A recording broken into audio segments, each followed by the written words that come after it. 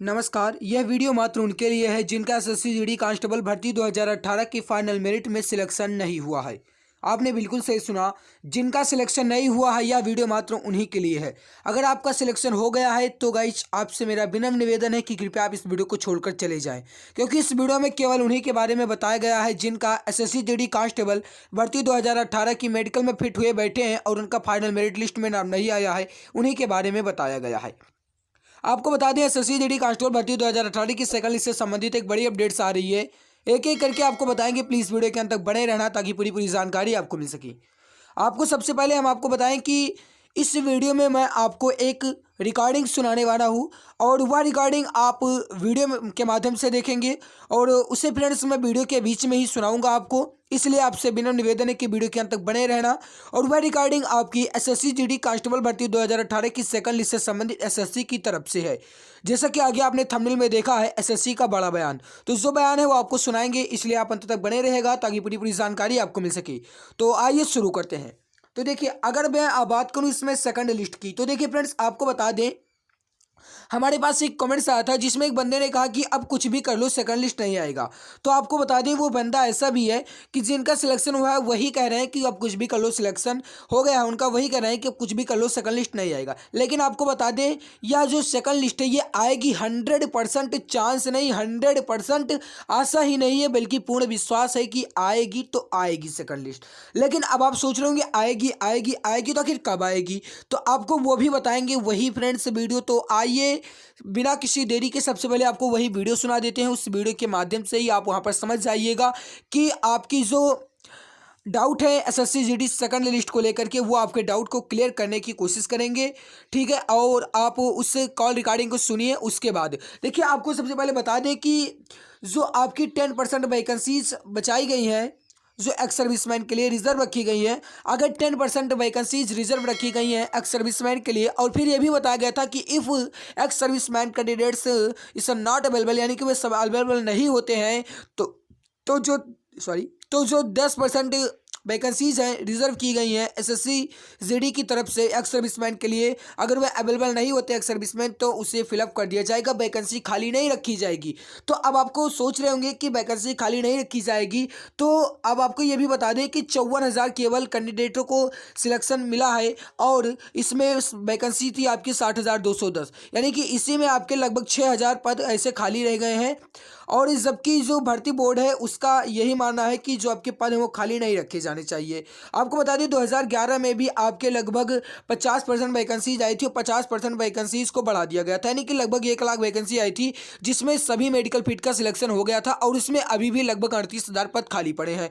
अब आप सोच रहे होंगे मैंने आपको बताया था कि एसएससी जीडी की तरफ से जो बयान है वो सुनाने वाला हूँ, तो आइए सबसे पहले आपको वही सुना देते हैं। देखिए आपको बता दें कि जो आप यहाँ पर सुनने वाले हैं वह है एसएससी जीडी की बयान के बारे में बताने वाले हैं और वह है गाइस सुप्रीम कोर्ट के एडवोकेट श्री तनवीर अहमद जी। आप इस बयान को जरा सुनिए।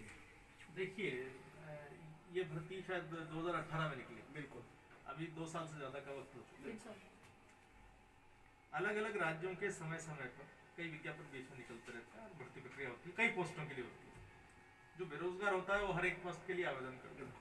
तो इस दरमियान क्या होता है कि कई सारे लोग कई जगह सेलेक्ट हो जाते हैं। सिलेक्शन का जो ऑब्जेक्ट है, ये एग्जाम क्यों किया जाता है? इसलिए किया जाता है कि पब्लिक को जो भी अवेलेबल कैंडिडेट्स हैं उनमें से बेस्ट टैलेंट उनकी सेवा के लिए उपलब्ध हो पाए, और एक निर्धारित संख्या जिसकी एडमिनिस्ट्रेटिव और फाइनेंशियल सैंक्शन गवर्नमेंट जारी करती है उतने ही पद विज्ञापित किए जाते हैं, यानी कि इन पदों को भरने की सरकार की मंशा है। यदि किसी कारण से भर्ती में देरी हो रही है और जो कैंडिडेट्स उसमें पार्टिसिपेट करने वाले हैं वो कहीं और सेलेक्ट हो गए, ये तो किसी को भी नहीं पता होता। And therefore concept of waiting list यहाँ पर है, रिजर्व लिस्ट जिसको बोलते हैं, वेटिंग लिस्ट जिसको बोलते हैं, ताकि यदि मेन लिस्ट में जिन लोगों के नाम हैं वो किसी कारण से या कहीं और सेलेक्ट होने की वजह से या कोई और तैयारी करने की वजह से या वो ज्वाइन नहीं किया किसी कारण से या किसी और अपात्रता की वजह से उनका नाम उसके अंदर नहीं आ पाया, तो फिर जो अगले कैंडिडेट्स हैं मेरिट के अंदर उनसे उन पदों को भर लिया जाए और जो सरकार की मंशा है जनता को निर्धारित संख्या के अंदर बल प्रदान करने की, मैन पावर प्रदान करने की, वो पूरी हो सके। यदि आप वेटिंग लिस्ट निकालेंगे नहीं तो पद खाली रह जाएंगे और इसलिए वेटिंग लिस्ट निकालना आवश्यक है। तो आपने इस बयान को सुन लिया और आपको इस सुनने के बाद क्या पता चला? बिल्कुल सही, आपने बिल्कुल सही सुना। ये पता चला कि 100% तय है कि सेकंड लिस्ट आएगी, यह कह रहे हैं सुप्रीम कोर्ट के एडवोकेट। और आपको यह भी बता दें कि इस बयान को सुनने के बाद आपने बिल्कुल सही महसूस किया होगा कि सेकंड लिस्ट आएगी, लेकिन आपको यह भी बता दें कि सेकंड लिस्ट आएगी तो ऐसे नहीं आएगी। आप सोच रहे होंगे ऐसे कैसे, तो आपको बता दें कि यदि आप सभी लोग साथ देना चाहते हैं तो 14 फरवरी, ध्यान से सुनिएगा, 14 फरवरी को आप सभी लोगों को जंतर मंतर पर चलना चाहिए। क्या आप सहमत हैं 14 फरवरी को जंतर मंतर पर चलने के लिए? यानी कि क्या आप हमारे साथ देने की बात कर रहे हैं, तो साथ देंगे या फिर नहीं? आपको बता दें कि यदि आप साथ देंगे तो भी, नहीं साथ देंगे तो भी मैं जाऊंगा तो जाऊंगा। आपको यह भी बता दें कि एसएससी जीडी कांस्टेबल भर्ती 2018 की फ्रेंड्स तरफ से अगर कोई अपडेट्स आती है सेकंड लिस्ट से संबंधित तो आपको उसकी सूचना तुरंत मिलेगी। आप चैनल को सब्सक्राइब कर लीजिएगा, साथ में जो बेल बटन आएगा उसे प्रेस कर लीजिएगा ताकि टाइम टू टाइम आपको नोटिफिकेशन मिला करे। और जैसा कि आगे आपने सुना ही, सुप्रीम कोर्ट के जो एडवोकेट हैं उन्होंने क्या बताया कि सेकंड लिस्ट आने की पूरी चांस है और भर्ती का यही मानना है कि जो आपके पद हैं यानी कि जो आपकी वैकेंसी की पोस्ट है वह खाली नहीं होनी चाहिए। तो अभी वैकेंसी की लगभग बहुत सारी पोस्ट खाली हैं, इससे अब आपके सेकंड लिस्ट आने के पूरे चांस हैं। मैंने यह आपको इसलिए सुनाया है क्योंकि हमारे पास कई सारे ऐसे कमेंट्स आए थे जिसमें सभी कैंडिडेट से लगभग यही कह रहे थे कि अब सेकंड लिस्ट नहीं आएगी क्योंकि सेकंड लिस्ट आने के चांस नहीं दिख रहे। तो आगे आपने ये सुना ही एडवोकेट का क्या कहना है। आपको बता दें कि अगर आप सभी लोग साथ देना चाहते हैं तो इस वीडियो के नीचे कमेंट बॉक्स में अपनी राय दीजिएगा कि 14 फरवरी को आप सभी लोग हमारे साथ जंतर मंतर पर चलेंगे या फिर नहीं। आपको बता दें कि यदि आप नहीं जाएंगे तो भी कोई प्रॉब्लम नहीं है मुझे, अब मैं अपने हक के लिए ज़रूर लड़ूंगा। अपने हक के लिए अब कदम उठाने की ज़रूरत पड़ गई है क्योंकि वहाँ पर रणवीर सर साथ में रहेंगे और भी कई सारे कैंडिडेट्स रहेंगे। अगर आप नहीं जाते हैं तो भी मुझे कोई प्रॉब्लम नहीं है, लेकिन मुझे आशा ही नहीं बल्कि पूर्ण विश्वास है कि आप सभी लोग जाने की पूरी उम्मीद है। तो आप सभी लोग जाएंगे, बिल्कुल जाएंगे। जिनका सिलेक्शन नहीं हुआ है वह अपने हक के लिए लड़ेंगे क्योंकि एसएससी ने हम सभी के फ्यूचर के साथ बहुत बड़ा अन्याय किया है। हम सभी के फ्यूचर के साथ मजाक कर रही है, हम सभी के फ्यूचर के साथ खिलवाड़ कर रही है। तो अब इस खिलवाड़ को नहीं सहन करेंगे। आपको बता दें कि बात की जा रही थी, मैंने एक वीडियो में देखा था, उसमें बात की जा रही थी कि मार्च में आएगा आपका सेकंड लिस्ट। तो आपको बता दें कि क्या एसएससी को अभी 3 साल उससे कम है?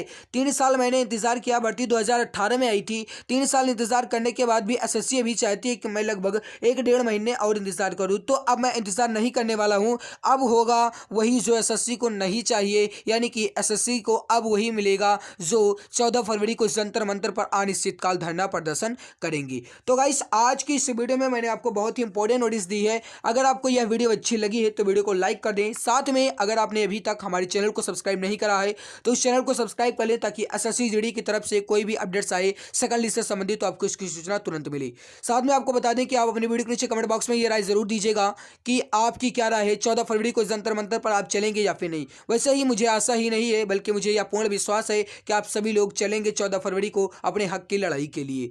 और अगर कोई डाउट्स है तो आप वीडियो के नीचे कमेंट बॉक्स में वो भी कर सकते हैं। साथ में अगर कोई अपडेट्स आएगी तो उसकी सूचना तो आपको मिलेगी ही। मिलते हैं दूसरे नए वीडियो में, तब तक के लिए धन्यवाद। चैनल के साथ जुड़े रहने के लिए बहुत बहुत आभार आपका। जय हिंद, वंदे मातरम।